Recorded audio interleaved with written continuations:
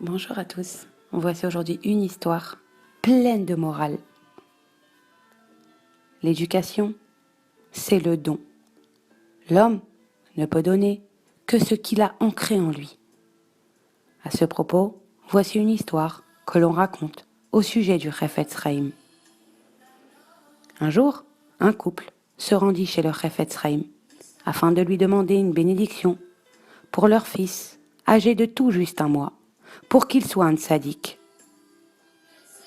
Le Rav leur répondit « Vous êtes venu trop tard ». Le couple embarrassé ne comprenait pas les paroles du Rav. « Pourquoi trop tard ?» demandèrent-ils.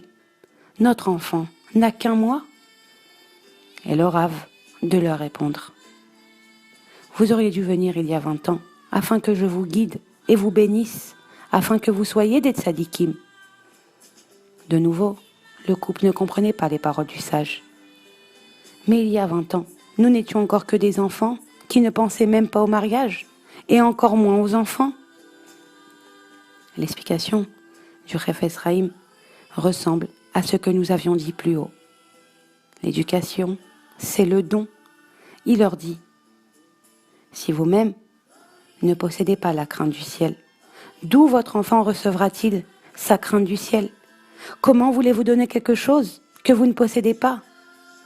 Après tout, il est vrai que vous êtes les parents de cet enfant, et il doit recevoir tout le bien possible. Mais si vous n'avez rien à lui donner, qu'allez-vous lui transmettre?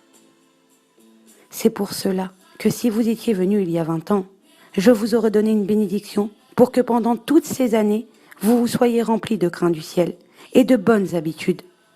Et au jour d'aujourd'hui, vous aurez pu transmettre tout cela à votre enfant.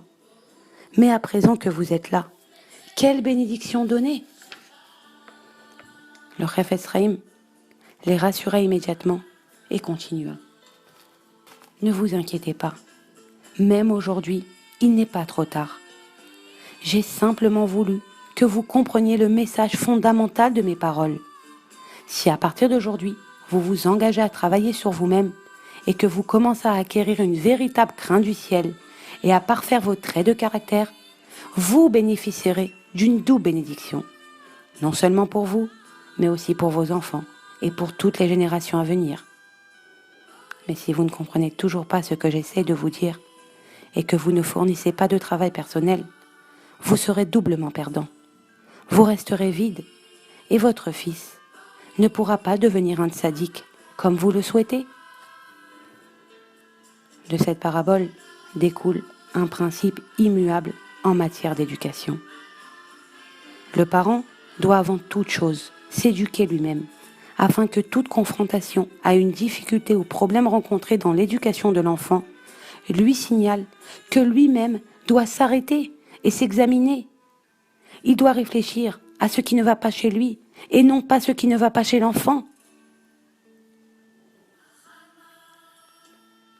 Voilà, et bonne journée à tous.